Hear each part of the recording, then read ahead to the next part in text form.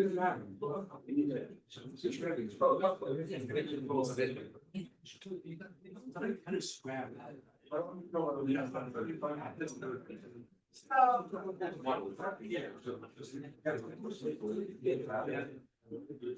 everyone. We can start the last session. I know that you are tired, but we have a fantastic talk so far. We got coffee. Okay, so we can start, but first, before we continue with the presentation, we have an announcement.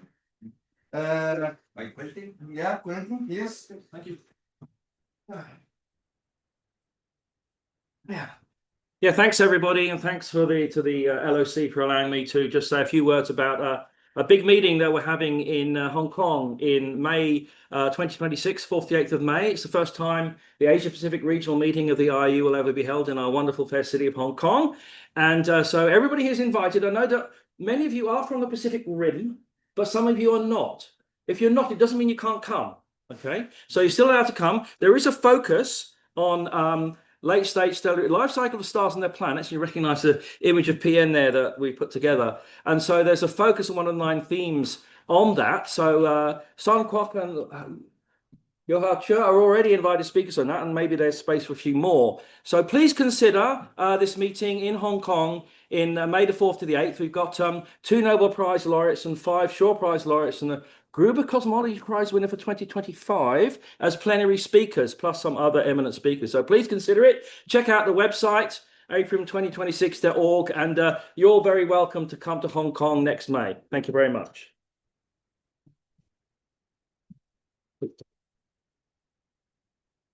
Okay, now we can continue with the first speaker. Guillermo García Segura.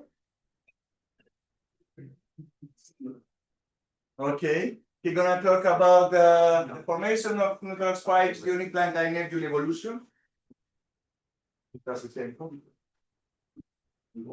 ¿Dónde está el puntero? El de arriba. Thank you. I am going to present this work in collaboration with Arturo Manchado, Jesús Toalá, Martín Guerrero, and Alberto Castro Tirado. Sorry, it's going to be single stars, no magnetic field, but we'll do it later. So this work is, you know, the new images from the web. We have seen all these spikes coming from the nebulae in molecular hydrogen and so on. It was very nice to see that. We knew that before in the Ring Nebula anyway, but so the idea of this work, because we have also another star like this, you see in infrared already the spikes, and many other nebula with these ionized beams that probably will have also neutral material in between. So the idea is these studies, where are going to find and when in the stellar evolution are we going to find these neutral spikes? At the beginning of the evolution, at the end of the evolution, in the middle, and so on. So we did this survey for 6 stars, the old Basiliades and Wood. We ran the AGB in 1 dimension, then we get all the outside medium, and then we run the simulation in 2 dimensions. I am using these models because we already have 2 papers, the one first by Villaver in 1D, and then the same inputs by Toalá and Arzu to study the hot bubbles of the planetary nebulae. So this study is focused in the spikes, in the neutral part. In the future, we are going to try to input in the model common envelopes to see the difference between one star and a binary. That's the idea. A second paper including common envelopes. Because we are very limited. We know that most of the nebula that we see are coming from common envelopes. So, but right now we only have 1D model for, I mean, one single stellar model. No? So if you see the ionizing photon for the inputs, they run in time very quickly for massive star, and for one solar mass, they go very late in time. If you see the same plot, but in the temperature, you see something like that. It's like the HR diagram in energy, but you see that here is the peak of ionizing photon, which is the peak of luminosity function of planetary nebulae, and then they go quickly down to the cooling to the cooling track. No, we are going to define here. We will see. Well, I will see later. And compared with HR diagram, you see that it has same shape but completely different in this area. The photons, because of the atmosphere, there are absorptions there. The mechanical luminosity you see in time, this is the wind, the mechanical luminosity is very fast. In 200 years, the 5 solar mass died, the wind died. For the rest, it take more time for the evolution. And if we again put this in the temperature, it's like an HR diagram in 5 orders of magnitude in energy. But the funny thing is that you see that the mechanical luminosity goes up and then goes down in the cooling track.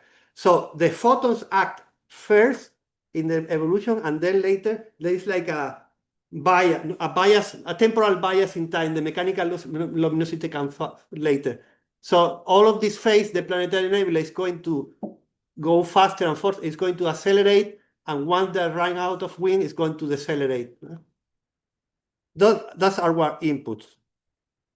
And what we are going to see now are grids of only 22.5 degrees. And the idea here in the plot is to see where is the neutral gas, where is the ionized gas, and the total gas density. No? So, for example, this is an example. You see here the neutral gas over here. The ionized part in between, those black areas are here in white. And then this is how you see the total density. No? So this is an example. So we are going to define, because this is what we find in the calculation, phase A, which is when the nebula is starting to get ionized after 10,000 Kelvin.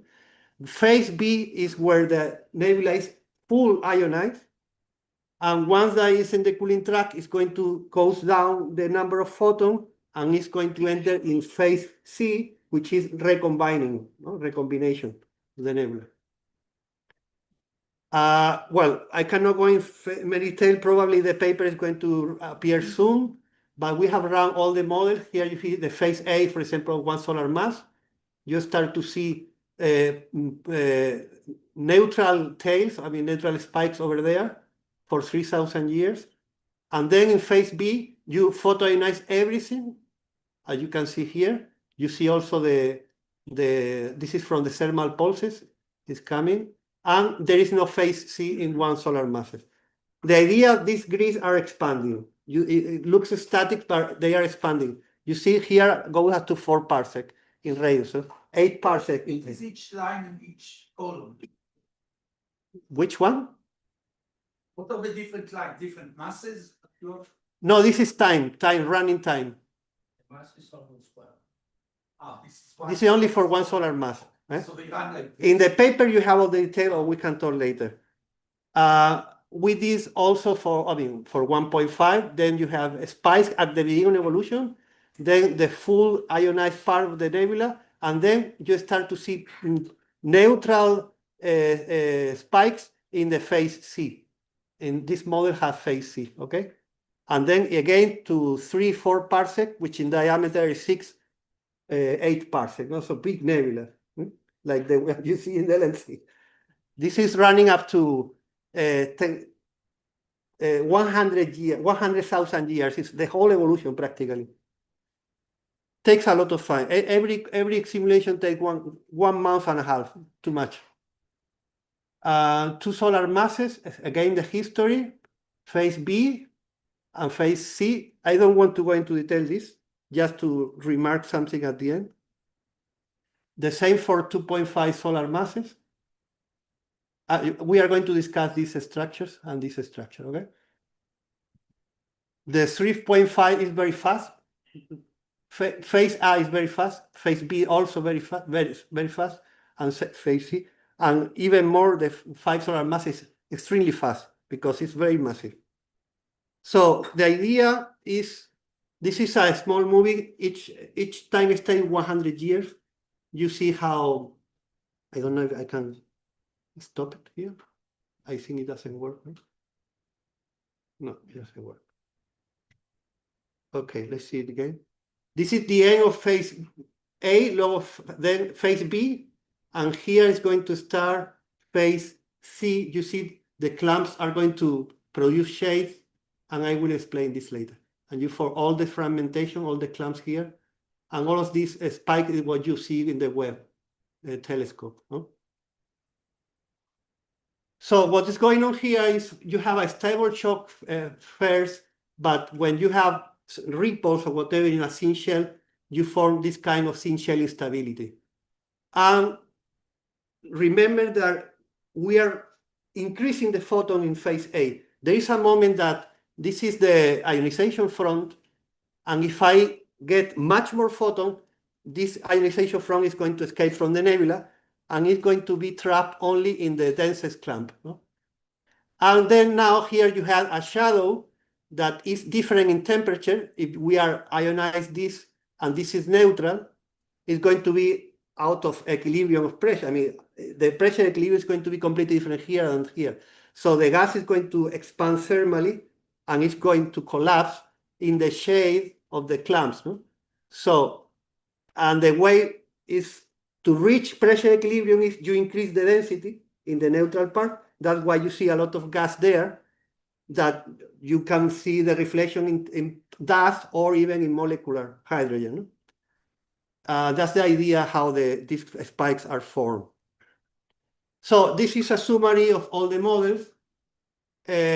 All the models here, the window where you see the spikes in phase E goes from 3,000 years to 0 in 5 solar masses. So it depends on the mass. 3,000, 100, 600, 200, less than 200, and 0. So the first part where you can see the neutral spikes, it depends on the mass. No? Faster the model, less time that you have to see the spikes. In phase B, you don't see spikes, of course, because everything is full ionized. And in phase C, except the 1 solar mass, almost all the models in this middle range, you can see in the whole evolution. Of course, this is a static star. You see the spikes. And for the massive star, you don't see spikes anymore. So things that we have find very interesting. One is the production of the clamps. No? You see here the clamp in molecular hydrogen. Here is in absorption. Probably this is dust absorbing the gas. This is the HST. This is the Webb telescope. The first funny thing is that these clamps over here in this simulation for the 2.5 solar match pretty much, pretty well the clamps. And we know here in the model, because this is the reverse shock, this is the contact discontinuity, this is full of hot gas emitting in X-rays. So here the dynamic is totally subsonic. It's so subsonic that we find that the clamps are doing swimming like snakes in the gas. No? So actually, these are von Karman vortices, which is very fantastic. For my case, talking about hydrodynamic, I think it's a very nice example that you are seeing here is a subsonical dynamic. It's not bow shocks, okay? The other thing that we discovered is that in phase B, we have the remnant of the spikes, the natural spike in phase A. And they expand thermally because they get fully ionized. And then you compare with Nebulis, you see the halo is full of structure, substructure, that we didn't explain before. And you can see here that they are also in triangular shapes, which in reality are cones. You see cones in projection are like triangles. No? So this is what we are seeing here, in my opinion, the remnant of the first neutral spikes. And over here also as well, we have a full substructure. Yeah? Which is, we didn't expect any substructure in halos before. And I think this is one of the explanations. And the other, the distribution of clown and full of clown. This is a comparison. It's not exactly the same model because I don't know the progenitor of the ring nebula. But the idea is that you really get this kind of structure of full of clamps with the not cometary tail, the spikes behind that. No? So I think this is what I want to show you, that it's promising, but still we have to work how to implement common envelope to do much better solution for evolution, I mean for the stellar evolution model. No? That's it.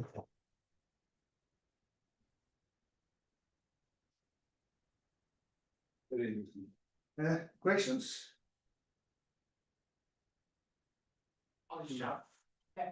Guillermo, these are beautiful simulations. Thank you. So, have you verified quantitatively? Have you verified quantitatively that? Wait. Have you verified quantitatively that the densities are high enough in the outer regions to form molecular hydrogen out of recombining gas? If so, I'm gonna have to tell Albert that he's right, and that would really hurt. It depends on the density of the interstellar medium you put, because once you run out of the expansion of the AGV gas, you have the ISM. So it depends if you put the nebula in a spiral arm, in between spiral arms or whatever, no, in the halo. It depends on the density of the medium, of course. Here it's too high, probably 1 particle per cubic centimeter, which is for a galactic spiral arm. No? But also it's a static star. If you are moving the star with a bow shot, probably it's different. No? So there are too many things. This is the worst case. I mean, one star, static, and then we have to keep going, improving the model. But for this kind of model, you predict a lot of molecular or neutral structure outside for the middle range of star, like from 1.5 to 2.5, something like that.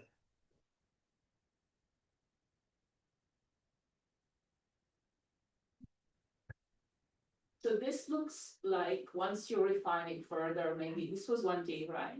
No, No, probably one. 2 dimensions. Yeah, 2D. So, but you know, you can do a bit more, and then it promises to be a very precise test of this time when the halo is core and also the mass of the star. Is that so? So then we kind of have a very good method to say a lot about what we're looking at. Well, we have to be careful. These clamps are unresolved. It's like a qualitative view. It's a first approach.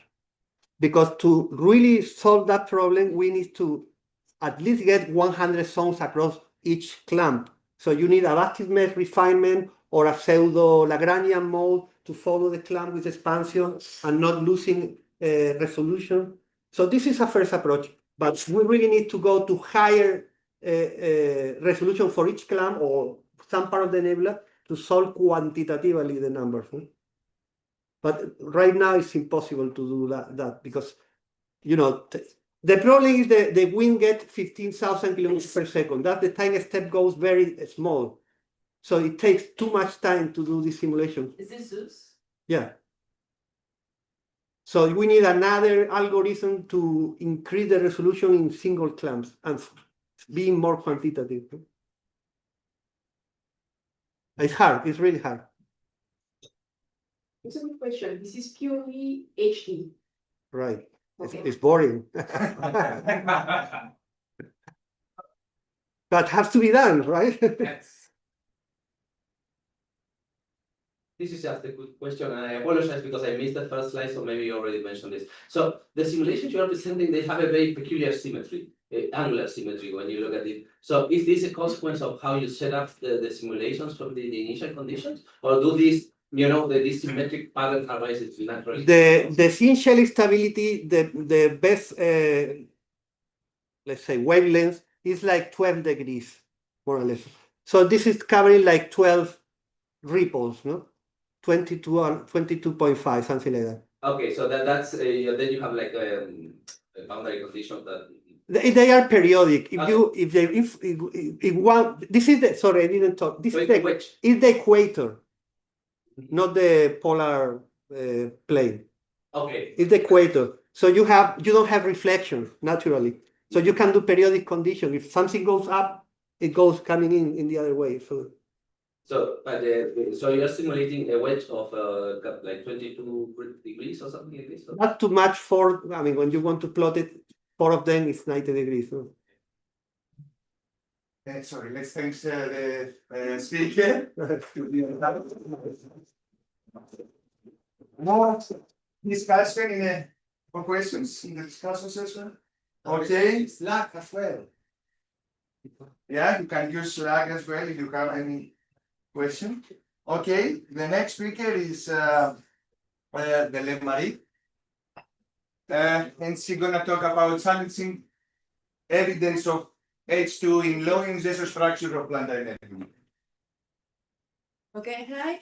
Thank you to the lab for this invitation. I'm really happy and really nervous too. I'm Belén from Argentina. I'm doing my postdoc there, so I will talk about this work done with Stavros and Denisa's collaborators.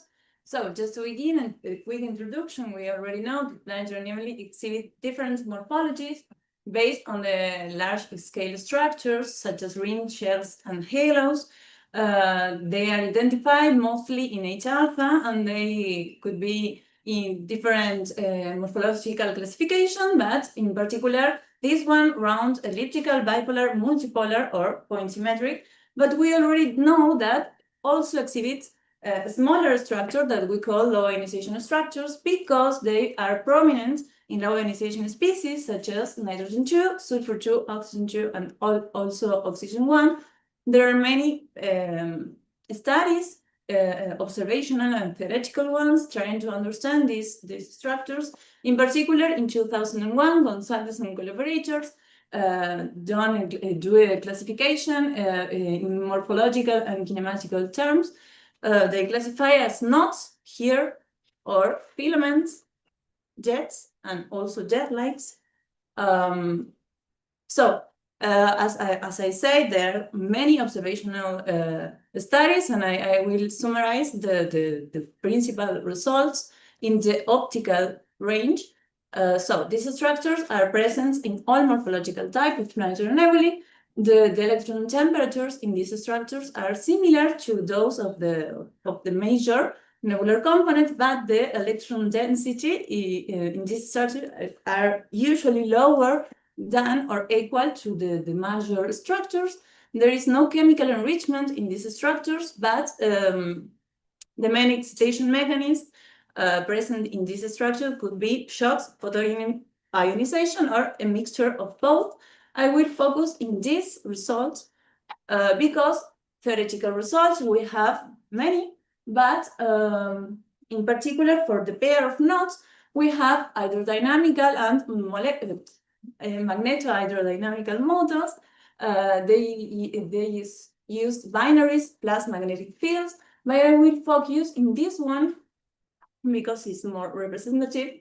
They work with magneto-hydrodynamical models, and they found that very dense axial knots form in slow and heavy flows end up becoming low ionization knots once the surface begins to ionize. Here we can see the density, the temperature, and speed. In particular, here we have that the density in this structure is ranging between 10 to 6 to 10 to 8 particles per cubic centimeters, and the temperature are so cold because they are between 1 and 300 Kelvin. So we have that this structure have high densities, but the interior are cold and neutral. So these two conditions are providing the necessary condition to protect the molecular hydrogen from the UV radiation. So we have to take into account that this is the total density and not just the electron one.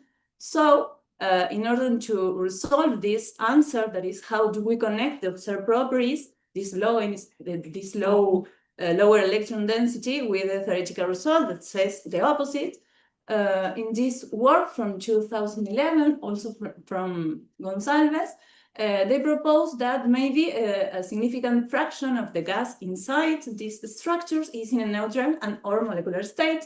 This was motivated but this nebulae, the helix one, that when we studied in these two jobs from Matsuura, they found in the near infrared that molecular hydrogen is associated just to this, the nodes here. And after that, in this work from 2011, they found using photoionization models that the emission of the molecular hydrogen has the peak in this transition zone, in which also we have the peak of oxygen 1, nitrogen 2 here, and sulfur 2. And after all of this, just a handful of planetary nebulae was found to be associated with molecular hydrogen in their low ionization structure. So motivated for all of this, we decided to do a pilot survey using very deep images in using this instrument in Gemini North with a filter center in this line for molecular hydrogen. We observed these 5 planetary nebulae. Here we have the exposure time, and we also observe in this filter just to do a better subtract the continuum emission. So here we have the transmission here for both filters. Here for the molecular hydrogen and the continuum one, we have an overlap here. So we can see here the molecular hydrogen filter and the continuum filter. And when we subtract this from this, we obtain the molecular hydrogen indeed. So I will show you the results of this survey. First of all, this planetary nebulae. This is a Hubble Space Telescope image.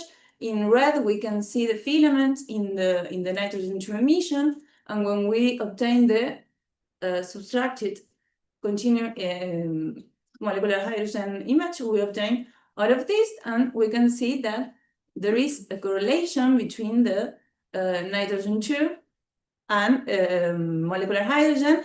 The nitrogen 2 is more extended than the molecular hydrogen, but we have a good spatial observational correlation, and we have that the molecular hydrogen is in these clumps, which correspond to the low ionization structures. Also, we have this, and again, we have a good correlation between the nitrogen 2 and molecular hydrogen, not just in these jets here, but also in the inner ones here. And we also found for this planetary nebulae a huge halo with emission in molecular hydrogen in a flower shape, if you want. This was also found in this job, and they assume that they conclude that these are the remnants of the mass loss in the HEV phase. Then for this one, that Anna also speak about this, we have here the famous mustaches in nitrogen 2 emission, and also we found a good correlation with molecular hydrogen. Then we have this one. We can see here this arc, which is well correlated with nitrogen 2 emission. We think that maybe there are a lot of clumps, but the resolution is not enough to resolve each individually. And for this also we found a huge halo. That is the first time that we observe. And the last one is this. We can see here a jet and another one here, which is also in molecular hydrogen. The correlation is great, not just for the jet, but also for the equatorial low ionization structure here. Finally, we decided to estimate the ionized and molecular mass in order to see if there is a big difference between these two masses. For that, we use this equation for the molecular mass, which is dependent on the transition probability and also the fraction of molecular hydrogen population in that level, the density, and also the distance. This is the final equation that we will use, depending on the distance and also on the flux. And for the ionized mass, we have this similar equation, depending on the distance on the bracket gamma in this time flux and also on the electron density. So using the first equation, we obtain this result for all of these planetary nebulae observed. Here we have the low ionization structure, and also with an H, we have the halo structures. This was surprised because we have obtained 10 to minus 7 solar masses. We expected more, but in order to compare with the literature, we decided to estimate the cometary knot mass, also estimated in this work. They found in other way 2 times 10 to minus 8 solar masses, and we with this equation we obtain a similar result. So we think that it's okay, the estimation. And in this work, they conclude that the molecular hydrogen lines in the near infrared are tracing only highly excitated molecular hydrogen. So this is the warm component of the molecular hydrogen. Then, in order to estimate the ionized mass, we needed to obtain bracket gamma observation, and we did not do that. So we decided to use the data in these 2 papers from Agras, and we estimate both masses, the warm molecular mass and the ionized, and we obtain this correlation that is very good for us. We obtain these ranges of masses to warm molecular masses, 10 to minus 7 solar masses, whereas the ionized one are 10 to minus 4, and the radio of these 2 masses in average is 1,200. Or if we just do the radio between these 2 equations, we obtain that the radio between the masses is depending on the fluxes and also to the electron density. So we use this radio from these 2 papers and the median electron density, and we obtain that the radio of the masses is between 200 and 5,000. So the final conclusion, we decided to do this survey, and we detect in 5 planetary nebulae. In the 5, we obtain molecular hydrogen associated with the low ionization structures, which they are so well spatially correlated with the optical nitrogen 2 emission. With this detection, the total sample of this planetary nebulae with low ionization structure with molecular hydrogen emission has been nearly double. So we can conclude that the H2, the molecular hydrogen gas, is a fundamental characteristic in their nature. The detected emission, as I said, correspond to warm molecular hydrogen, but this means that maybe this is protecting the cold molecular component. So the coexistence of warm plus cold molecular hydrogen could explain the low electron density observed in LIST. And also we estimate for the first time the warm molecular and ionized masses for these structures using just the flux in molecular hydrogen emission and also the bracket gamma fluxes. And we found that the ionized mass is 200 and between 200 and 5,000 times larger than the molecular hydrogen mass. And that's all. Thank you.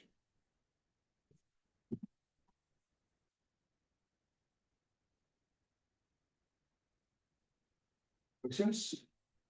Obele? Yeah.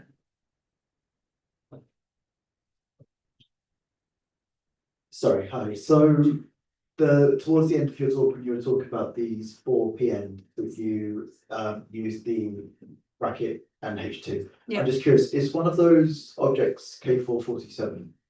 Do you know? Or do you? Yeah. Yeah. But In the future, can we talk about this? Because I have a talk on this tomorrow. So Okay. it'd be good to talk Yes. about some of the results. I did not talk about that because they are all of this structure of this planetary nebulae are allowed outliers in Okay. all of the plots. Then can we definitely talk about that? Thanks very much. Yeah, good. Very nice results. So I think that Denise or one in the group has looked for CO using ALMA in a couple of these objects. Are you continuing that work? Have any of them been successfully detected yet in CO to confirm that the cold molecular gas is there? Yeah. Unfortunately, no. Yeah. Do you have plans to continue that? Seems really important, yeah.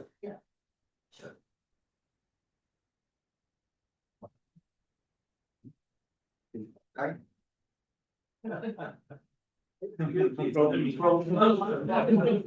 one corner. A great job, Kenneth. I have a question.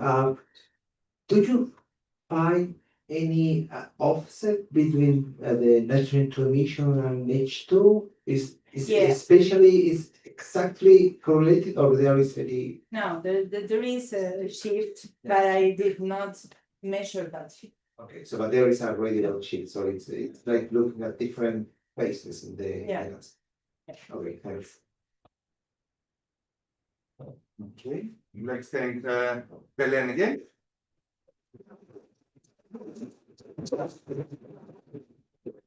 Our next speaker is Lydia Konstantinou, and she's gonna speak about unveiling planetary nebulae microstructures, exude and view of NGC WO7 jet-like.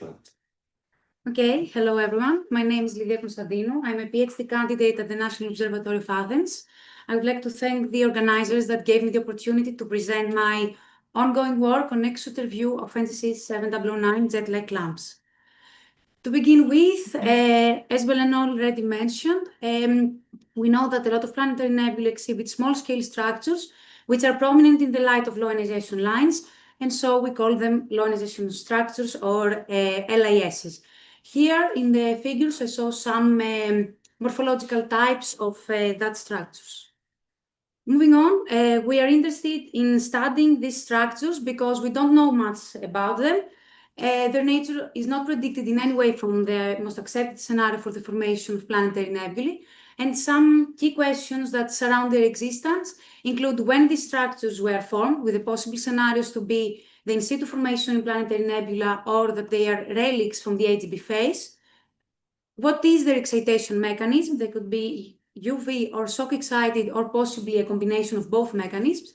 And finally, what is their formation mechanism, where there are a lot of competing scenarios that have been proposed in order to address this question.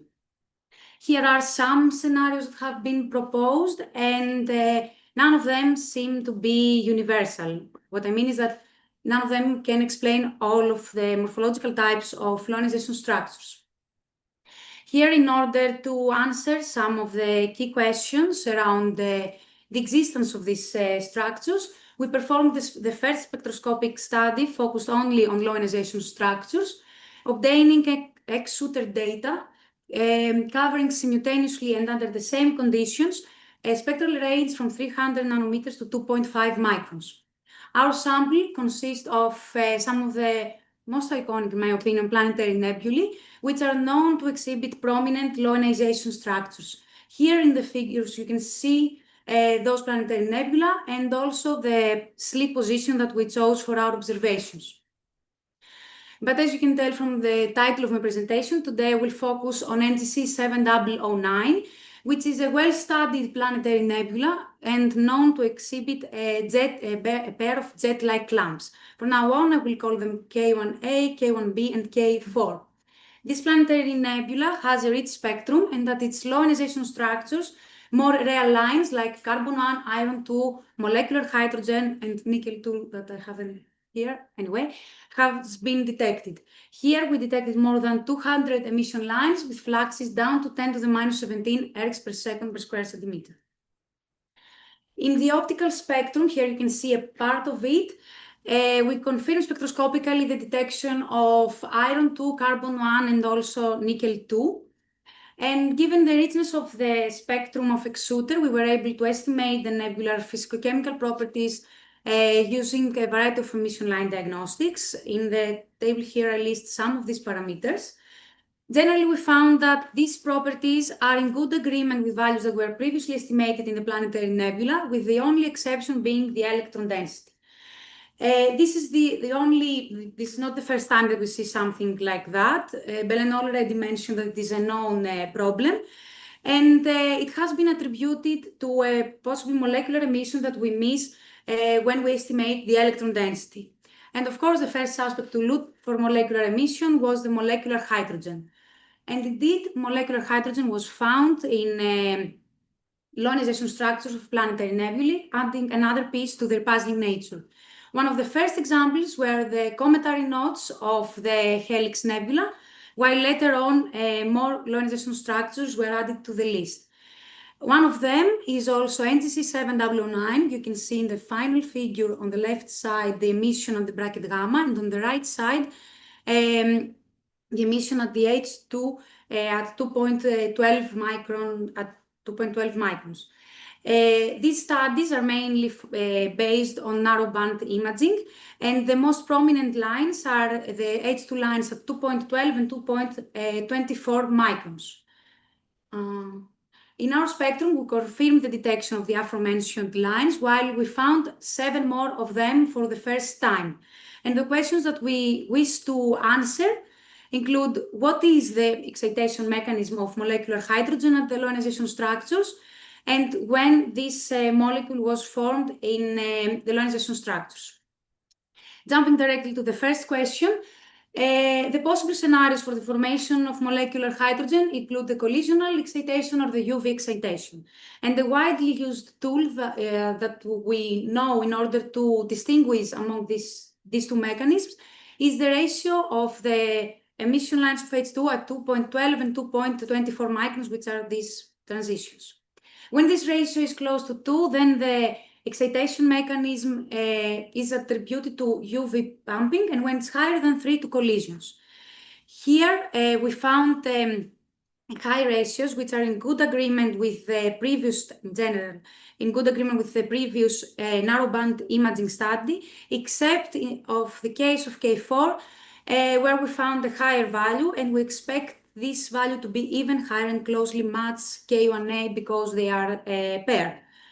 These high values can be attributed to collisional excitation. Moving on, we constructed the excitation diagram of molecular hydrogen, and only for K1A, because this is the structure where we detected most of the H2 emission lines. And from this plot, we can estimate the column density and excitation temperature of molecular hydrogen. We can see from the plot that the level populations are fitted by a straight line, which is usually attributed to collisional excitation. But here it's not a proof, because we are including only low vibrational levels with vibrational number lower than 2. And the non-thermal pattern emerges only including higher vibrational levels. Here you can see the excitation temperature and the column density, and also the mass of H2, which is consistent with a recent study by Marie et al. 2025. Moving on, we wanted to see if our observed line intensities can be explained by PDR C-type or J-type shock models. And for this reason, we used the models from Barton and al. Back in the 90s. And here, the blue line and the blue star represent the model and the observation for the 2.12 micron, and the red color is the same, but for the 2.25 micron emission line of molecular hydrogen. The first figure is a PDR model, and the other ones are the SAY shock and the J shocks. In every case, the C-axis is the intensity of the lines, while for the PDR model, the X-axis is the radiation field, and for the other two models, the velocity of the shock. We can see that our intensities matches better a model of a J shock with velocity lower than 30 kilometers per second. Next, we estimated the lifetime of molecular hydrogen, and we found a dissociation time of 5,000 years. Around 5,000 years. Given that information and the age of the ionization structures, and following some assumptions, of course, what we want to do next is to go back in time, let's say, and trying to understand whether H2 has been formed in situ in planetary nebulae, ionization structures, or it is a relic from previous evolutionary phases. So going back to our questions about the excitation mechanism of molecular hydrogen. We suggest that it is excited by collisions and probably through shocks, and about the formation, the time of the formation of molecular hydrogen. It's something that is still under investigation.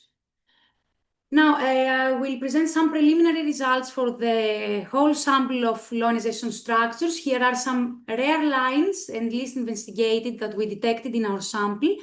We can see that the atomic carbon was found in 7 out of 8 low ionization structures. About nickel and iron too. These are some lines that have been very recently found in nebular clumps, and for more details, see the next talk by Konstantinos Bouvis. And then we have molecular hydrogen. Finally, we constructed this diagram, which is a new plot that was introduced by Bouvis et al. 2025 in order to distinguish the excitation mechanism inside nebular clumps. We can see that from our sample, NGC 7009 ionization structures lie in the region of slow shocks, NGC 3918 in the orange region of fast shocks, and all the others are in the region where photoionization seems to be the dominant mechanism. Finally, this is a plot that was introduced by Ray et al. Around 30 years ago, and it shows the correlation between molecular hydrogen and oxygen 1 in a sample of planetary nebulae. So what we did is that we fed this plot with our sample of low ionization structures, and we can see that they lie in a different region, let's say, on this plot, and they follow a different trend. Also, the slope we can see of this line, the relation is again linear, but the slope is different. Before I finish my presentation, I would like to advertise the work of our group. Please see the posters of Stavros Akras, Maria Kopsachili, and Sofia Theodosiou. Here is the summary. I will leave you with that, and thank you for your attention.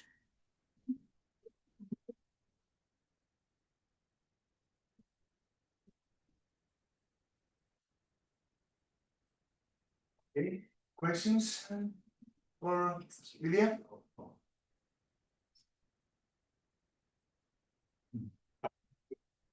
Anyone? Sorry, I have a question. I don't know whether.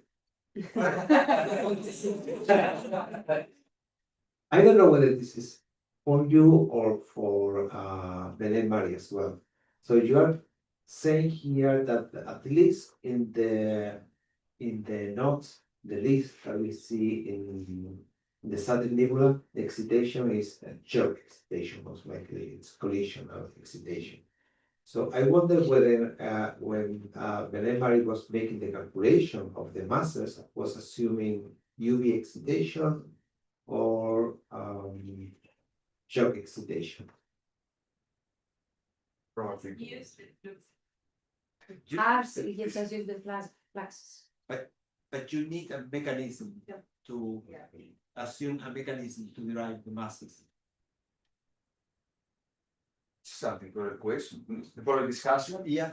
But it's using a temperature, so that's collisional. 2000 degrees. The same.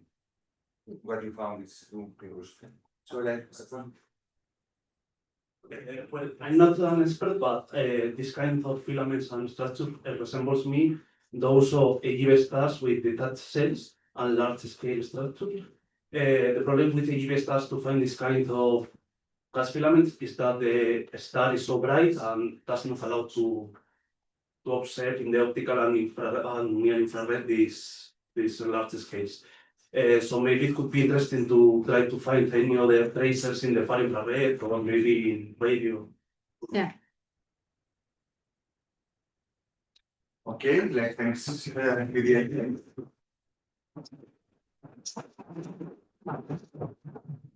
The next speaker is Konstantinos Bouvis, and he's gonna talk about new detection of.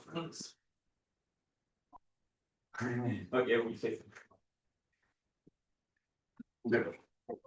Of nickel and iron-rich clumps in Plantain nebulae. Okay, thank you for giving me the opportunity to present you part of my PhD work about, as Stavros said, new detections of iron nickel clumps in Plantain nebulae. We'll examine if such clumps can be used as tracers of binary evolution. As you know, Plantain nebulae consists of one of the final stages of the evolution of low and intermediate mass stars. And the most accepted scenario for the formation is the generalized interacting stellar weak model proposed by Balick back in 1987.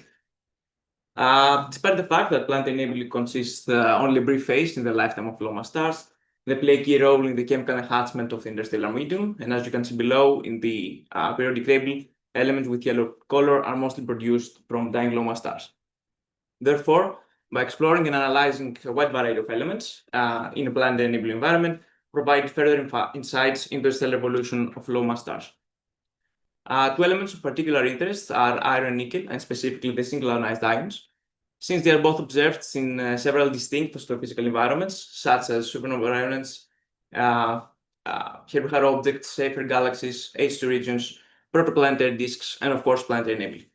The most prominent emission lines are centered at the red part of the optical regime, and near infrared, and specifically at 7378 angstrom for nickel 2 and 8617 for iron 2. Our main and only tool to study the spatial distribution of such emissions are integral field units. Specifically here you can see an example of a MUSE data cube of NC30-42 of PN in our sample, and you can see the individual slices around the nitrogen 26584 emission line. IFUs have provided novel insights for a wide variety of objects, yet the majority of the studies are focused only on the brightest and more common emission lines. This is why we were able to detect 16 new iron-nickel rich clumps in 7 planetary nebulae in total, utilizing only archival MUSE data.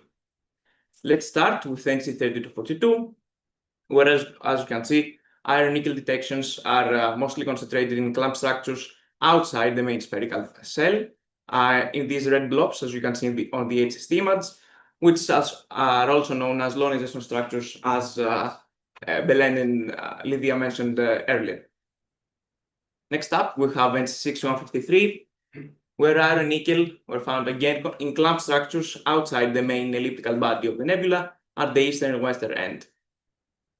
Next up, we have NC7009, where iron and nickel were found to emanate from the jet-like structures in the red color on the HST image, as well as the outer part of the elliptical body. Following, we have NC32, where, as you know, Hubble revealed spectacular shape in the optical regime, and afterwards, JWST with unprecedented detail showed us its form in the near infrared. This is the first nebula where we detected never seen before structures in the light of iron and nickel 2, as you can see these 3 regions.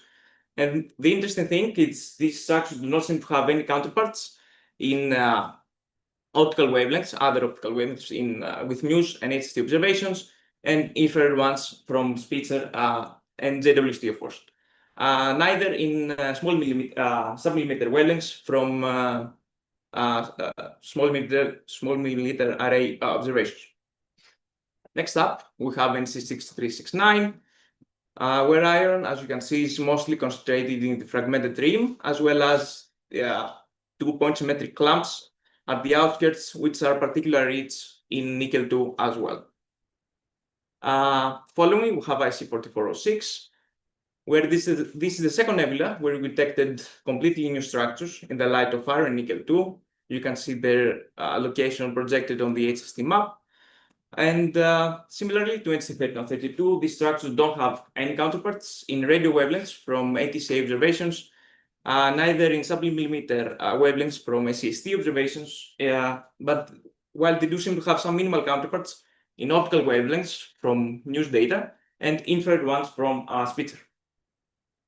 Next, we have TC1, where MUSE observations revealed a spectacular halo.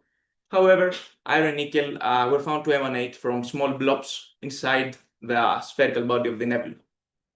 Last but not least, we have IC418. This is the only nebula where we did not detect clumps, but iron and nickel were found to originate from ring-like structures at the outer part of the elliptical body.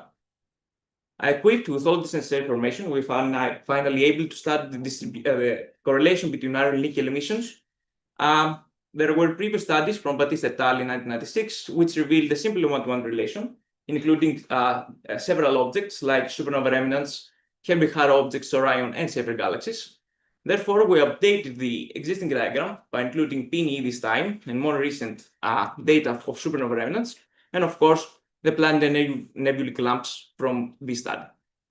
As you can see on the diagram, our best fit line, the solid black one, aligns well with the suggested one-to-one relation back in 1996. But one of the most interesting things about this diagram is that planet and nebulae fill the parameter space between Orion, which is a pure photonization source. You can see him with orange dot, and supernova remnants, Herbig-Haro objects, which are mostly associated with shock excitation. You can see them in green and pink color, respectively. But how did iron nickel can be found in planet and nebula environments since they're not formed during the evolution of low and intermediate mass stars? Iron nickel are produced in the burning interiors of high mass stars, and after they explode, they end their lives with supernova explosion. They are scattered to the interstellar medium, and they are finally condensed in dust grains in interstellar clouds and in H2 regions and molecular clouds. Afterwards, shocks from nearby sources efficiently destroy these dust grains, returning iron nickel back in gas form, enabling us to estimate their gas phase abundances. By comparing the gas phase abundances with the corresponding solar value, we can get an estimate of the portion of the element which is still locked or depleted inside the dust grains. This is exactly what depletion factors describe. Here you can see the total abundances of iron nickel we have estimated for all the clumps in our study, and you can see in dashed line the corresponding solar value. While on this plot, you can see the highly correlated iron and nickel depletion factors, our best fit line in orange, and how it compares with previous studies from Delgado and Glad et al. In 2016. I will have to note that this previous study from Delgado and Glad utilized different ions to get an estimate of the total abundances, and from that to estimate the depletion factors. And they utilized data from the integrated planet and nebulae, while as we saw here, we utilized only clump data. But how can clumps be formed in a planet and nebula environment? There are two main scenarios. The first one proposes that clumps were formed during the AGP phase by homogeneities in the AGP wind, which could probably be caused by binary interactions, while the second scenario proposes that clumps are formed as seen on the beginning of the PN phase from turbulent stabilities, which could have been caused of the propagation of the ionization front through the ambient gas or from the interaction of the slow and fast progenitor winds. But let's see for a moment what characteristics the planet and nebula in our sample have, in which we detect iron nickel clumps. Let's forget IC418 for a moment, since we did not detect clumps in it, and focus on the rest of them. Specifically, 5 out of 7 have molecular emissions, meaning that they have either CO, H2, or fluorine detections. 5 out of 7 have been considered binary candidates, either based on Gaia measurements of the fluorine detection. 4 out of 7 have X-ray emissions, and 3 of them have previously known low ionization structures. Here you can see the 3 planetary nebulae in our sample in which we did not detect iron nickel. We also tried to distinguish photonization and shock excitation in each clump. This is why we introduced a new diagnostic ratio, including oxygen 1 over H alpha versus iron 2 over H alpha. And we trained a machine learning algorithm, specifically a simple KNN classifier, in order to classify our sources. As you can see, the 3 regions in green, orange, and blue corresponding to slow, fast, and photonization, respectively.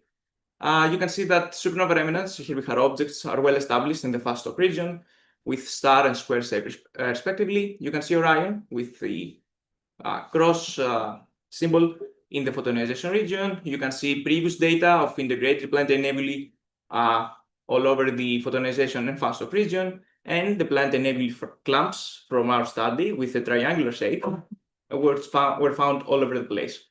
Specifically, 10 out of 16 were classified as shocks, while the rest of them as photoionized. you can see which one specifically. It's worth noting that NC7009 were again classified as low shocks, both on news data and on extruded data, as Lydia mentioned earlier. This raises the question that if nickel and iron clamps can be used as an additional tracer of binarity alongside shocks caused by jets or X-rays. Unfortunately, our sample is small and our data are not optimized, since as we mentioned, you utilized only archival data. Therefore, we cannot reach a statistically robust result, but we are preparing new optimized observations to further test this idea. But let's see for a moment how our idea holds up in the rest of the sample, where we detected iron nickel clamps, but they were not classified as binaries. Specifically for NC3242, there were previous studies supporting the binary hypothesis, but in this study we also detected iron-3 emission lines, and as you can see, this specific one has an S-shape, a jet-like feature, let's say, which could further support the binary hypothesis. While NC7009, there were already some kinematic studies hinting binary interactions, but again, our new iron-3 this time emission maps reveal some 3-point symmetric structures in the outer parts of the main elliptical shell on top of the existing jet-like clamps, as we known from HST images. So this could be again a hint of binarity in NC7009. So thank you for your attention.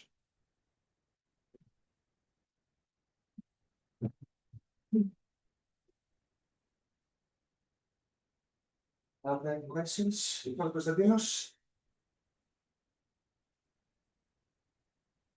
Yes.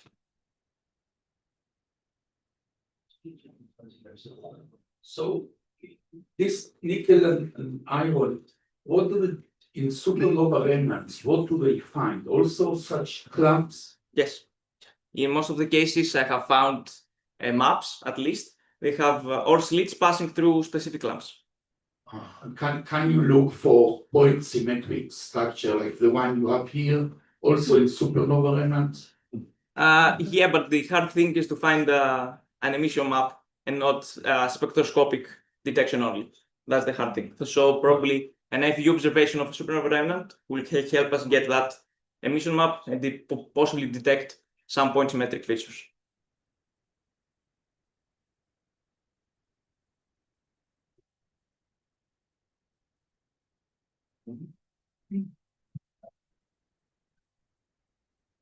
I have a question about what you said about the structures potentially coming from an AGV clump. Yeah. Or whatever it would be. If you back propagate this, how big would those things have to be?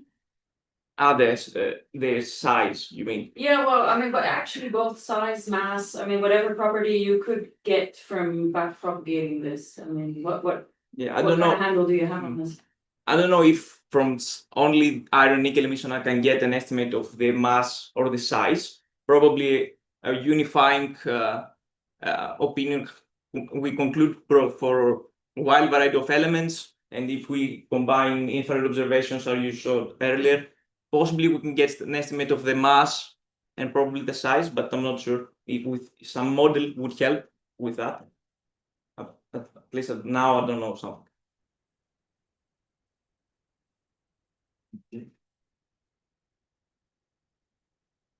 With that, and that one here. Regarding this figure, UV emission is not a point, it depends on the wavelength. So when you mean UV, you are referring to near ultraviolet, ultraviolet. It can depend on the shape of the spectrum. It can depend also if there is some, even in photoionization, even there is some X-ray emission. What exactly are you mentioning about UV? Because I didn't get it. For UV, you use a model of internal UV. Yeah, the UV models are from Cloudy. Yeah. So it's simple models already existing in the, thank you for asking because I forgot to mention that. The machine learning algorithm was trained on 3MDB data, which is a database that includes Cloudy models for UV and mapping from shock for shock models. So yeah, basically it's a simple photonization model with a central UV source of several for a grid for several luminosities and temperatures to get all these points here. Yeah, thanks. Then thanks the speaker.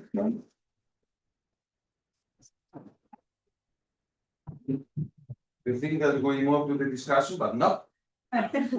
We have one more. And one more speaker. Sorry, Harriet, gonna talk about hiding in the light, uncovering structures in flight dynamically through H2 excitation and kinematics. So how do I do this? And I promise, it's the last one. Let's release. Oh, okay.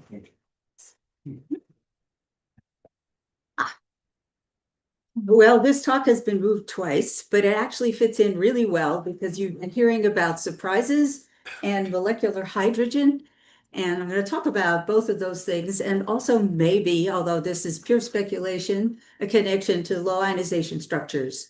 So basically, I wanted to give this talk to sell people on the idea that high spectral resolution can tell you a lot, even in the era of having JWST for lots of things. And I'll only talk about data for one particular instrument. Okay, so you've already been hearing about the different excitation mechanisms for molecular hydrogen. There's a schematic energy diagram of molecular hydrogen. If you take that blue arrow and extend it, you're basically separating the excited electronic states, which is where the UV photons absorb and move, excite the electrons into those high states, and then it cascades down through the various energy levels. The alternative way to excite is just thermal collisions.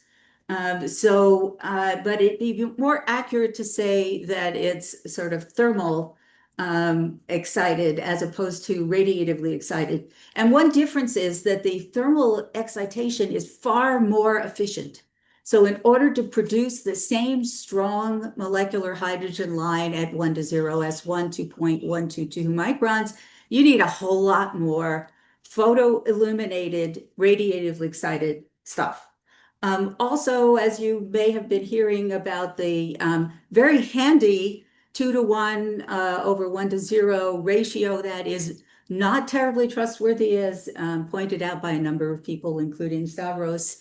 And I recognized that back in 1988 when I made the first detection demonstration of UV excitation of H2 in a planetary nebula. It was Hubble 12, but everybody's forgotten that, and many of you weren't born yet. But that was based on detecting lines in the V = 3 and higher level. One very nice thing, and this was also introduced by a previous speaker, is that if you have thermal collisional excitation, if it's isothermal, you get a pure straight line. This is the Helix nebula from a while back. But if you have radiative excitation, you get this remarkable zigzag kind of pattern that's very distinctive and non-thermal. This is an update of Hubble 12 observed with the instrument I'm about to tell you about, IGRINS. And you can see transitions out of levels from, if I can read it with my reading glasses, you can, V = 10, 11. There's no question that this is radiative excitation.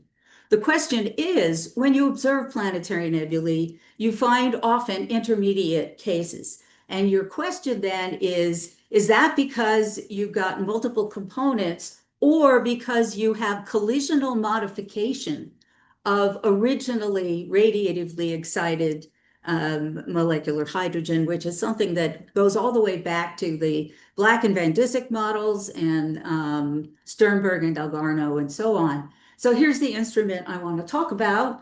IGRINS stands for the Immersion Grating Infrared Spectrometer, kind of forced. The instrument has actually been around for more than 10 years at this point. It was a collaboration between the University of Texas and CASI.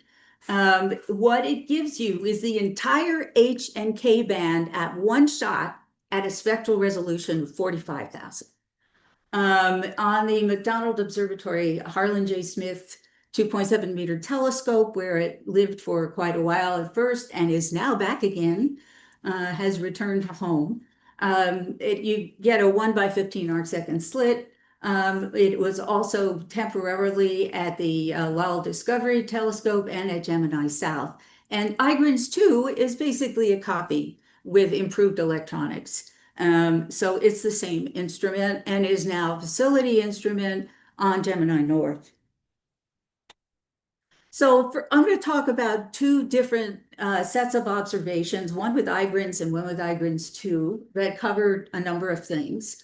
There are a number of planetary nebulae that look very compact, no particular bipolar morphological binarity or bipolarity or clumps or whatever, ANSI they used to call them.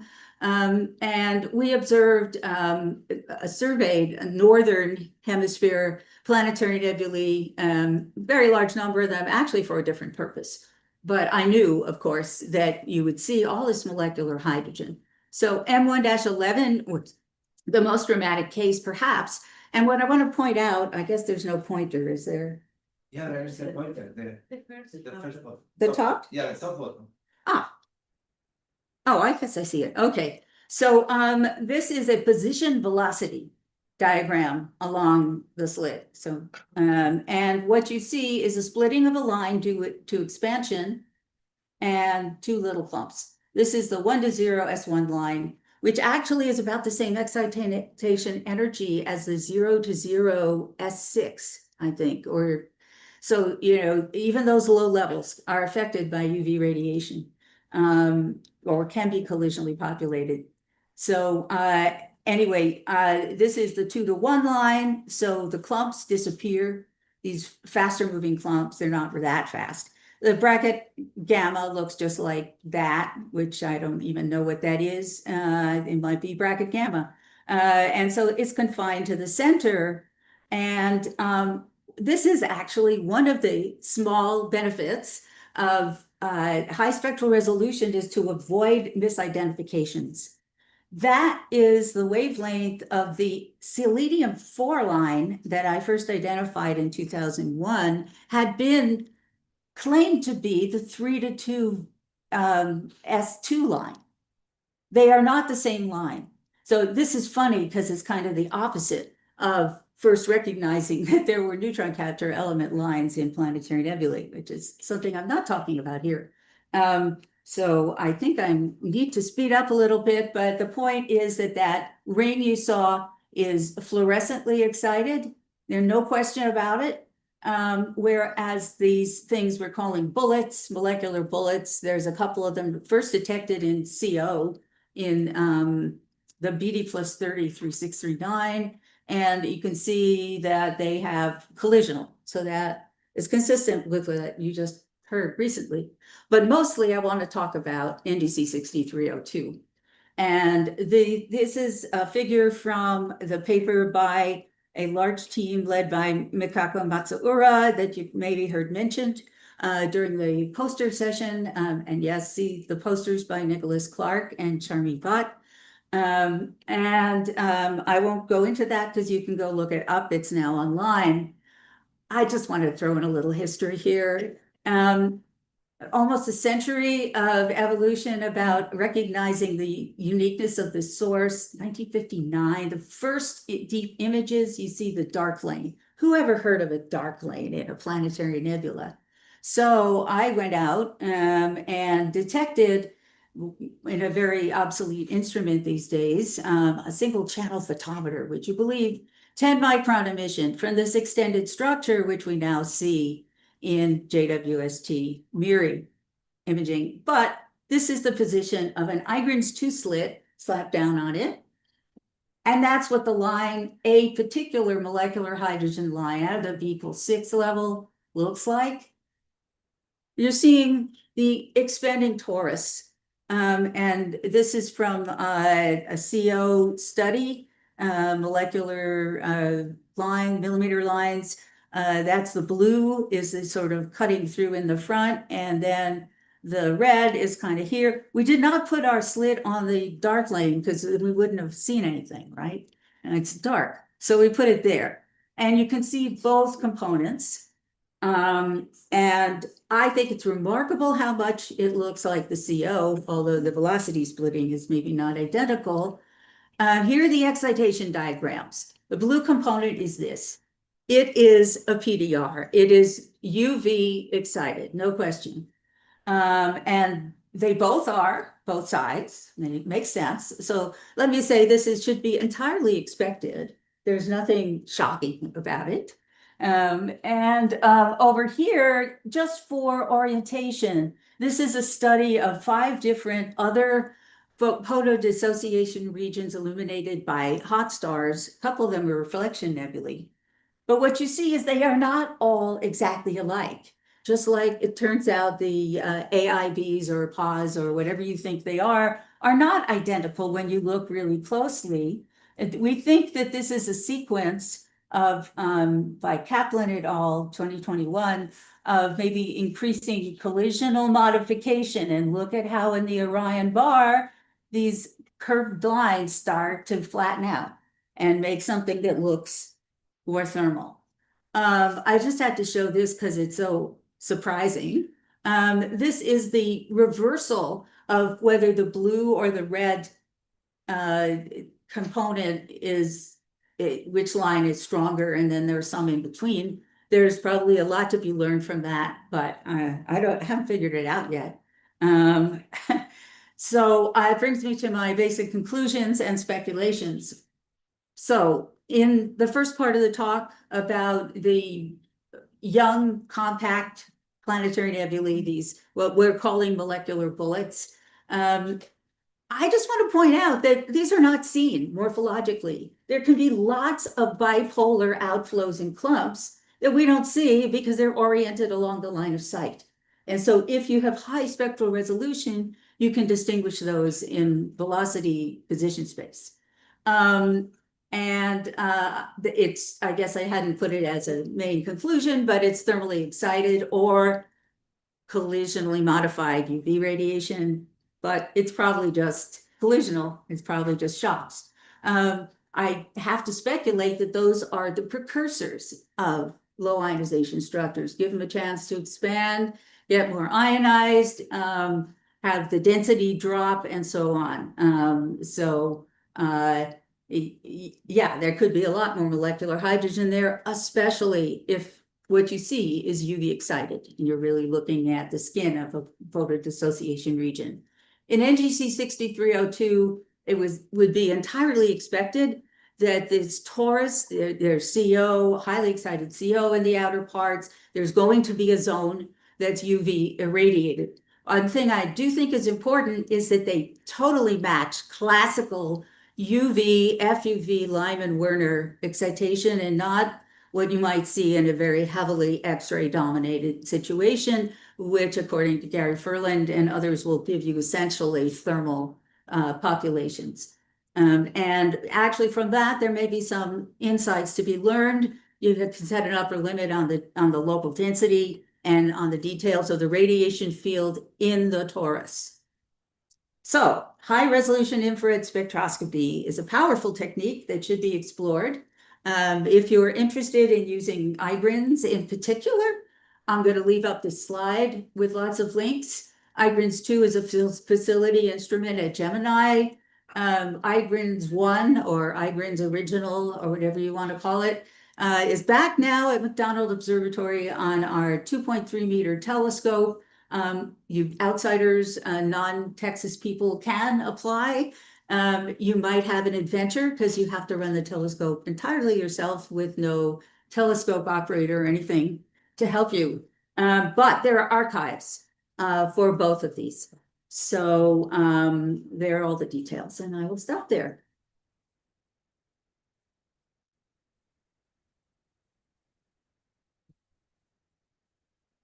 Okay, questions for it? It's an excellent instrument. I do know. I have, if I may. Yes. I noticed that the two bullets, the bullets. Have you looked if there are images of the M1-11, if there are other narrowband images in oxygen 1, for example, or nitrogen 2? There was a very comprehensive study of that object by Atsuka. One thing to be careful about, I used to talk about this 25 years ago, and I don't know whether it's still an issue or not. The narrowband filters typically used for the 2.112 micron line, 122, sometimes include helium-1 2.113. So you want to be careful that you're not getting fooled. So I don't know what's out there for M1-11. I'm a spectroscopist. I don't know that much about the images. I'm asking because probably, as you, Yeah. it's absolutely right that the spectroscopy can give us information about these bullets if we Yeah. look at the line of sight. For example, it's a guess, the NGC 6818 with the mustaches, they don't look like bullets, but they could be with a higher velocity, and the instrument can show that. Just, I was wondering if there are if we have extra information about other emission lines. This is a point. But it's a. Well, the paper that has been submitted about this speculates about, why are they oriented the way they are? It's either maybe they are the tail ends of a jet of some sort. They're not that fast in this case. But another possibility is bringing back an old idea that's introduced more in the star formation, young stars area, is a conically focused shock that compresses it. And that's in that kind of situation, you might indeed expect to see two things. And what we really need is either an IFU for this instrument or mapping. We do have mapping capability now because Kyle Kaplan, who does most of the software development, has now been implementing scans. So, 15 by 1 by 15 arc second slit, you get a 15 by 15 arc second map. Okay, very good. For the fluorescence of the molecular hydrogen, there is a dominant wavelength to do that? A long time ago, it's between about 912 and 1100 angstroms. And a while ago, I asked Bruce Drain whether it made a difference if the star was a little hotter or cooler, and he said not really. There's a whole suite of absorption lines I know because I've actually measured them in UV absorption lines in the past for what turned out to be PDRs, although I didn't realize it at the time. Those wavelengths don't produce also dissociation? Yeah, it dissociates it's a 10%-ish of the time, and then otherwise it populates from above. So it's kind of like recombination, except that instead of going to the continuum, you go to high excitation levels, electronic excitation levels.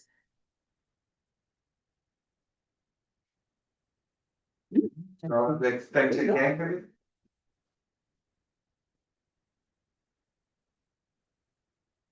We can move to the discussion, but please we can thank all the speakers again.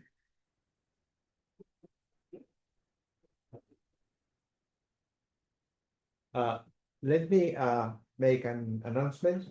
Maybe can I use the microphone?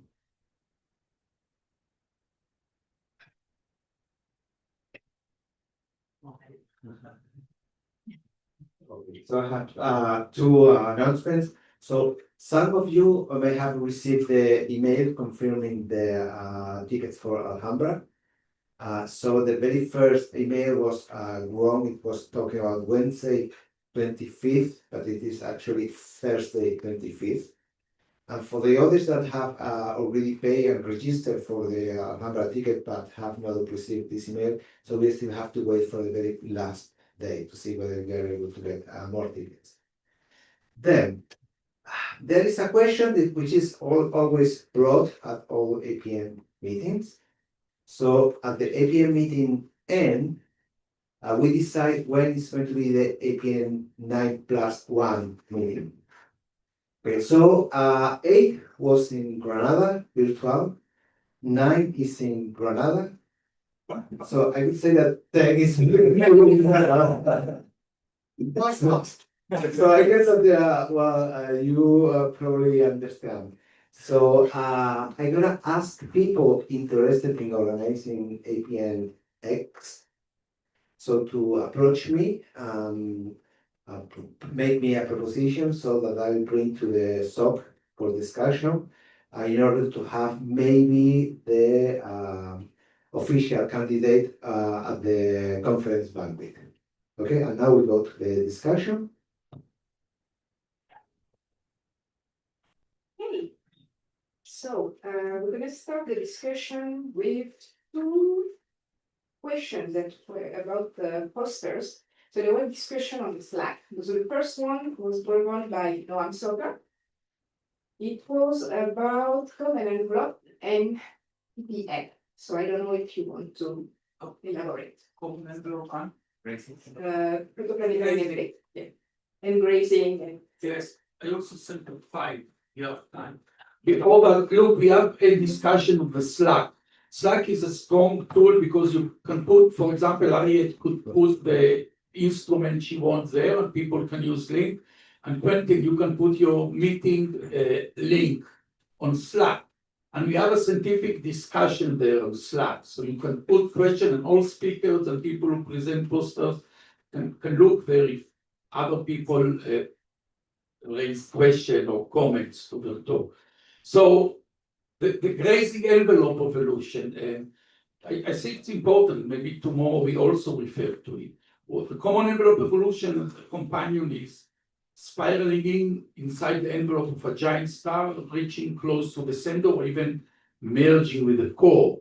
And it's relevant to planetary nebulae, it can be in other cases as well. And in the grazing, what's happening, the companion, when it grazes, just entering the envelope, it accretes mass and launches jets that efficiently remove envelope mass from the giant. This removal of mass reduces dynamical friction and, because of mass loss, acts to increase the orbital separation. Eventually, it can prevent completely the common envelope evolution, and the orbital separation stay at orbital period of 1 year, say 1 month to 10 years, but around 1 year. And this can explain many systems like the red rectangle and similar objects, and Hans von Winkel studied over the years and did a great job. I see Hans on the Slack, but he's not here. So I think the grazing envelope evolution is a really phase of evolution that the community in general should pay attention to. This is my point about the grazing envelope evolution. The community is definitely paying attention. Do you see the citations to your papers? But the problem is that everybody's citing, oh, and this is grazing envelope, and I totally I'm in. But we need to study it with some technique. It's not just analytical. And the problem is, I certainly, for one, with SPH cannot. It's really, really hard for me because the surface is under-resolved. I have no way to get jets going in that way. So somebody with a good Guillermo code, somebody who can do good higher surface resolution, even with an ad-hoc launching of jets that can ingest some mass onto to stimulate the accretion, should start. It's going to be very hard because the mass transfer, particularly when it's not common envelope, where it's easy because the common envelope is like catastrophic. But anything that's right there grazing on the edge is super hard to maintain. Stable/unstable mass transfer has been studied. Tons of paper in the last year alone with all kinds of codes. We need to get into those kinds of techniques in order to just go one step further than Noam has gone. So I think the idea, of course, has merit. But there is an additional problem because AGVs are unstable when you. Yeah. It's It's a nightmare. I know, but the problem is, okay, so what? That's about my comment. So how do you, I like this idea of the grazing envelope, but before that, you have to go into the Roche law overflow. And then because if you start as well with inflating the outer layers, you go first to the Roche overflow and then the grazing envelope. Then you go between common envelope and then That's right, Roche you over. have to stipulate a stable phase. Yes. With a very difficult, it's very hard, it's very, very hard. The star, I have been doing this for a long time where you put AGB stars in 3D hydro and immediately they become non-physical or look semi-physical, right? So it's very, very hard. But there's tons of people doing semi-stable mass transfer at the moment with the 3D hydro. So no, you're good at this. Just you do it. You don't need I don't have a computer, but. And my question is numerically, how Use the microphone for the YouTubers. so numerically, it's difficult to define the surface of the star. So then you go between regimes and simulation, please. But also the problem is you have an infinite field of parameters. So you can produce infinite models. That's true, right? I don't really think that the 3D hydro by itself is going to be limiting. What's going to be limiting is the 3D radiative transfer. I've seen your stuff absolutely terrific, right? But yeah, no, really. And you were complaining during your talk, that you have to go to 3D, which is tough. Well, of course, it's tough, but it's doable. Many people do it. But the radiative transfers, for the moment, I think, is beyond reach. Impossible. You don't agree? It's impossible to do that. Yeah, right, absolutely.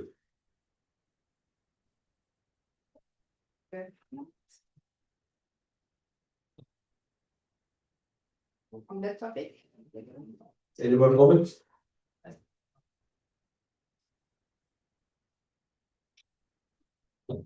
Well, I guess the fact is that nature manages to do something like that, probably, because otherwise, I don't think there are many classical post-common envelope systems.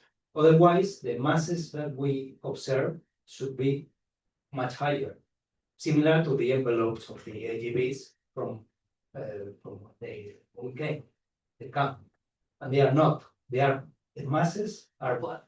That's the what? the masses of the nebulae that we observe, both the ionized mass and the molecular mass, are up to 100 times less than the mass that you would expect in the AGV envelope at the time of common envelope. So my point is that nature manages to do something like that. So we should find a way. Not me, of course. Nature has the time and the knowledge. Sources. Wait for the microphone, otherwise people on YouTube is not going to listen to us.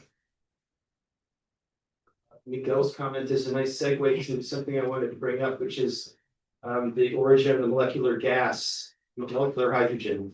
It was touched on by several talks in the afternoon. And Albert and I, maybe others, have had an ongoing debate as to whether the molecular hydrogen is primordial or in situ, perhaps the combination on dust grains, things like that, or just high density blobs that are high enough density. And to provide some historical context, I'm old enough school to remember when we did our molecular hydrogen imaging survey. It was obvious to me when we were at the telescope. It was super easy to detect all the same objects that Pat Huggins and company had detected in CO. Easy.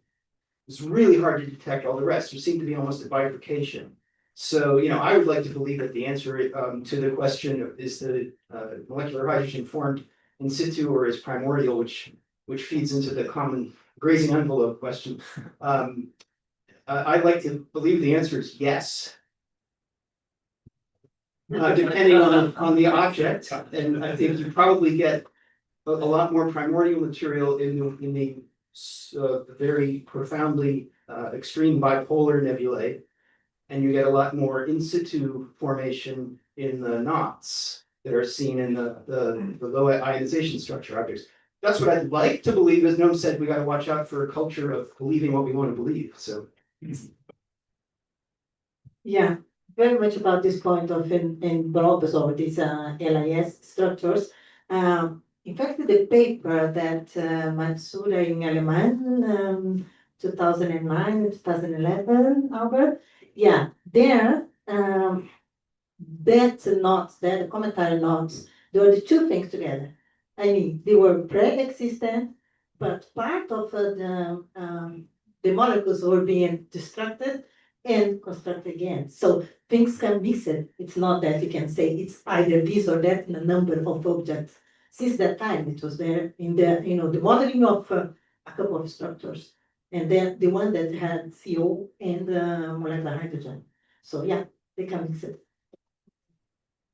So in my opinion, you find hydrogen two molecular hydrogen wherever it is able to survive, where there is a shelter for it to survive.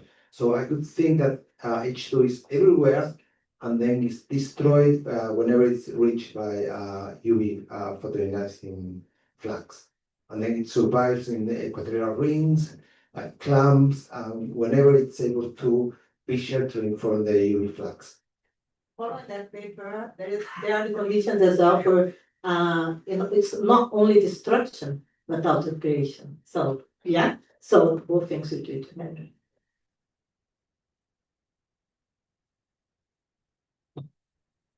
Again, astrochemical view, we forget that most of the hydrogen, molecular hydrogen is synthesized on the ice of water in the interstellar medium.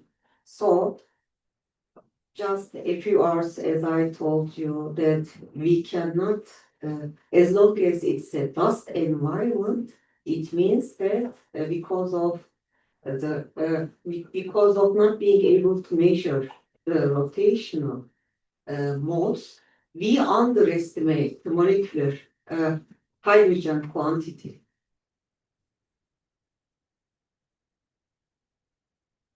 Absolutely.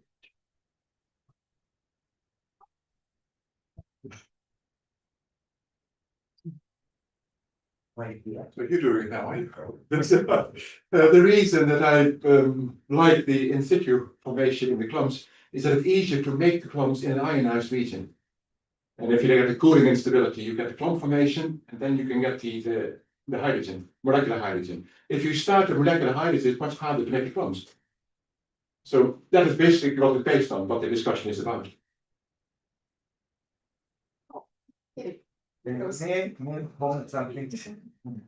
Okay, thank you.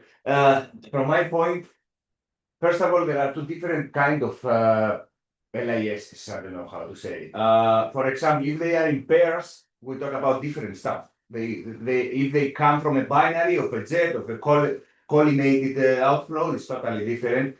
If we talk about distributed in a periphery of planetary nebulae around like helix, like 7W602, so this is gonna be different. These particularly at the periphery are more likely to be fossils of HB. The other ones, usually we measure, for example, in pairs, the kinematic age are younger than the planetary. So if we put the numbers and we see that the formation and the lifetime of molecular hydrogen, that doesn't make sense to have these fossils. So I think it's two different classes that we have to discuss. And I would like to mention that Guillermo that saw the formation of neutral spikes, he saw that he compared the model with I don't remember the number of the 3-2. No, it's another with the two pairs, with a pair, and he mentioned the structures from that compare the model. You didn't touch. He didn't say anything about this, the pair of the list, right?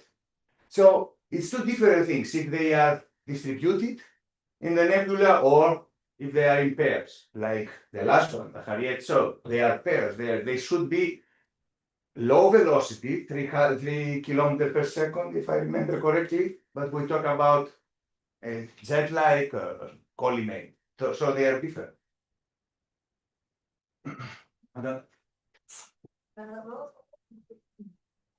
Yeah, this is a really good point, established.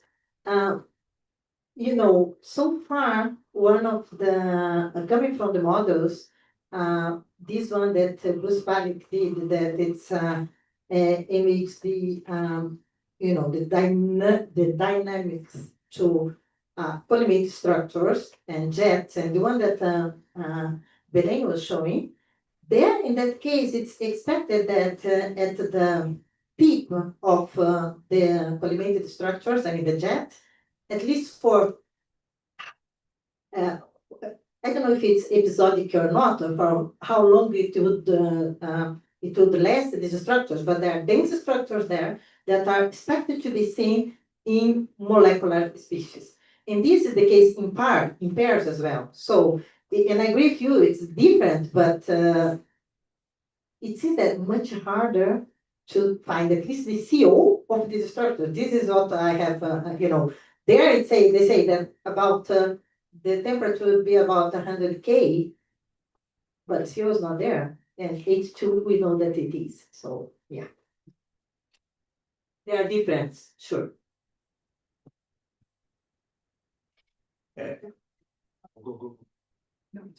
Sorry, I have. But even for the molecular hydrogen, the community looked for before do my PhD, and they couldn't. So I mean, someone gonna start deeper, gonna get deeper data with ALMA or whatever, because I'm not a radio expert. Gonna try and they gonna detect if there is there CO, because 10 years ago, at least we had no idea about molecular hydrogen. Now we have the same problem with CO. Maybe it's there, but not detected yet. I don't know. Okay.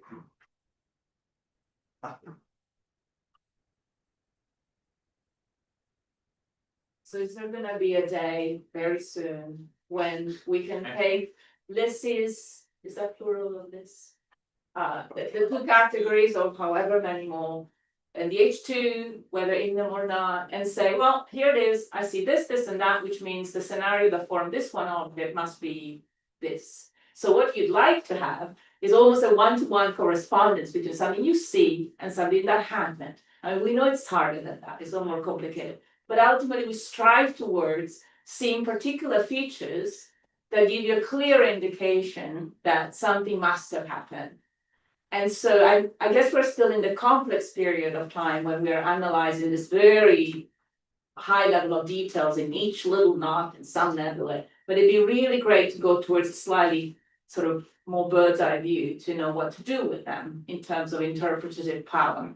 You see a world or a day where this happens? Or is it?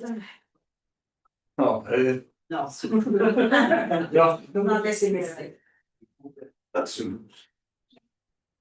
Well, I would say one more thing. I really like to hear the naive questions from the younger people, but old people can make naive statements too. So I think that there is there's a clear distinction between the very molecule-rich bipolar nebulae and the Lys objects, which they seem to come from different populations, different stellar populations. The very bipolar, very profound bipolars, lots of molecules, more than 3 solar masses, probably 3 and up. The objects like the Saturn Nebula and so on, no molecules or very little molecular gas. Maybe there's cold CO there, but it's probably, you know, not much more than the hot H2 that we measure or something like that. So those come from a lower mass population based on galactic kinematics and things like that. So there's that bifurcation, I think, but it's not really bifurcation. It's just a question of sort of threshold or something like that. And then you throw the binary companions in, and all of it goes to hell.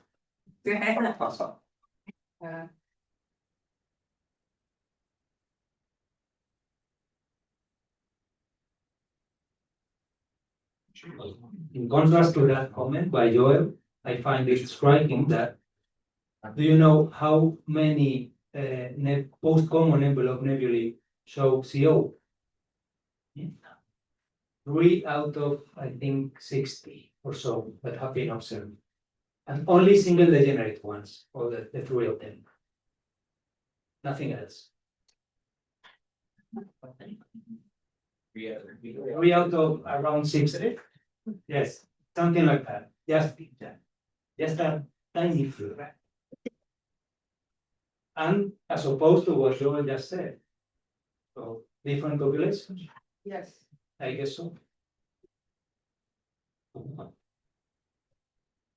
So I'm not really an expert on this, but my impression is that CO is considerably easier to photodissociate. Like H2, it's dissociated through lines, and the lines there's just not enough of it to saturate and be unable to prevent it. I mean, it's just much easier. And so that sort of justifies some of the early surveys by Huggins and so on. What you really want is to get better observations of the long wavelength pure rotational lines of H2 to measure the mass. And all I can say is 25 years ago, I tried very hard to do that with the TEXES mid-infrared high resolution instrument on the IRTF. And basically we could detect anything except NGC 7027. But of course, you know, first ISO and now JWST is having a field day with this. If we can get it to point at enough planetary nebulae to get it past the referees, to get a big enough sample to really be able to say. Because, you know, both the warm H2 and the photodissociated, the UV excited H2 are looking at this, could be looking at just the skins of, and really, so doesn't surprise me really when you think about it, especially if more of them than you think are UV excited, that you just don't get high masses. You know, the two lowest rotational transitions of H2 is all in the far infrared and never been searched. And the first excited level is 500 degrees. Yeah. So they are never excited. So there are huge amount of molecular hydrogen there, which has never been looked at and never detected. Well, technically, you can actually see absorptions out of those Yes. with the far You know the background. fused, but then, you know, if it's self-defeating. It's like trying to look through the molecular torus of NBC 6302 at short wavelengths. You won't see anything. Yeah, there were a few examples of detection of ground transitions of H2 by ISO in a few galaxies. And that time there were proposals that they could explain dark matter because there's so much that had never been seen. As you don't? Sure.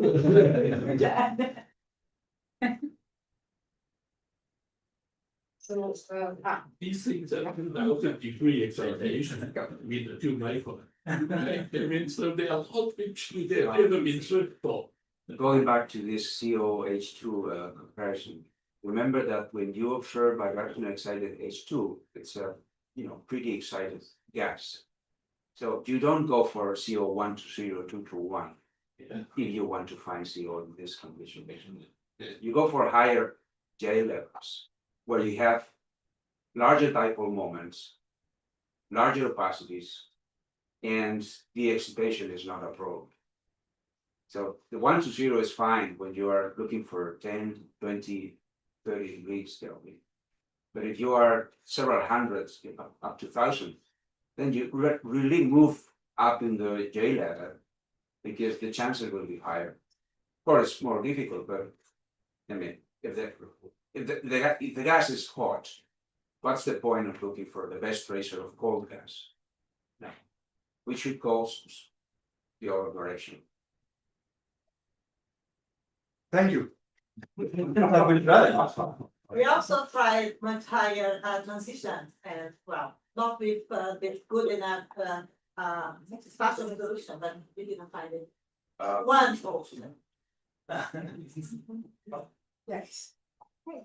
So just to conclude with the session of discussion, there was also another question in the Slack by Azrat about the temperature. So it was Teresa's talk Okay, so Jorge also has this, I think the same question about the unusual temperature.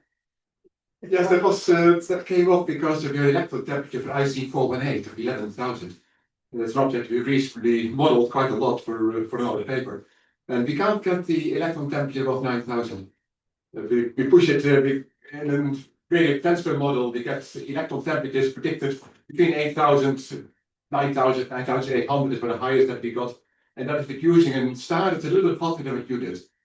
So 11,000 we can't see. And I'm wondering, is there any chance that you're overestimating the electron temperature? The microphone is gone.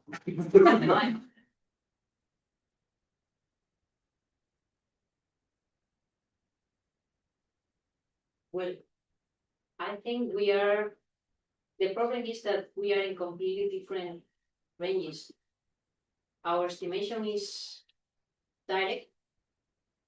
It's just derived from the observations. In the optical and in infrared, you calculate a lot of line ratios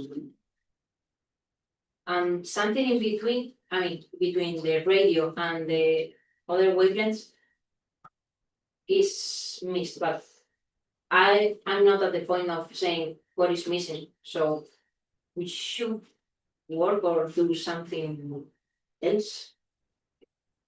Taking into account that it's an observational work, what are the uncertainties of that temperature? Because maybe the uncertainties are large and they can fix with the prediction of the simulation model. Because in this case, the difference is not so large than in the other case. So, do you have any? As I told you, the temperature was an input of the model. So the predictions were compatible with the observations, and the errors of the observations were rather small. So I don't have the answer, and we had a lot of discussion with the referee in this topic, but I don't really know the answer. Is it possible that this CO emission is so high temperature because both of these planetary nebulae, they have X-rays? And can it be that it's kind of like dissociating the model? Because our data comes from, that could be a thing to take into account, because our data comes from a very small area around the central star, and in that region the X-rays are very strong, so maybe we are tracing that hot area and we are having finding higher electron temperatures.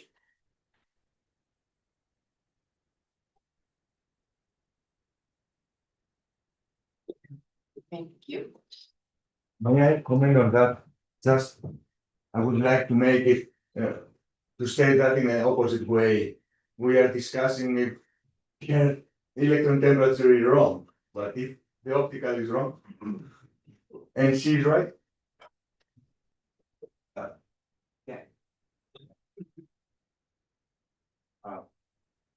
I know her model is working, but one way would be to use both models to compute each other predictions. I mean, this is designed for radio recombination lines, the other is designed for the optical recombination lines. Can both models predict the other side of the world and see what happens? And as she said, we are working with no line ratios, we are working with absolute intensities, and the map, you may have some calibration errors, but when you measure something like 80 recombination lines in one shot, then the calibration error, you may have, but at least the relative calibration should be okay.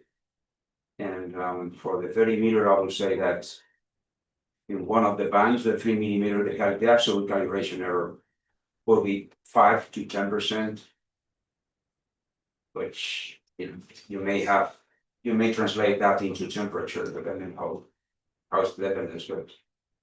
One test will be to use this coral model to predict optical radio recombination lines and the classical to do the same work for the radio lines, because we cannot have two models predicting two different temperatures depending on the regime you're observing. Doesn't make any sense, but. Yeah. Final comment? Oh, answer on that. Okay, answer on that. What is funny is that when you use optical hydrogen recombination lines to compute electron temperatures, what you get is lower temperatures than what obtained with a collision exacted lines. And this is a problem that has been since Painberg's paper 55 years ago, or more than 55 years ago. So maybe this is an open problem that in the next 50 years we are going to be discussing about.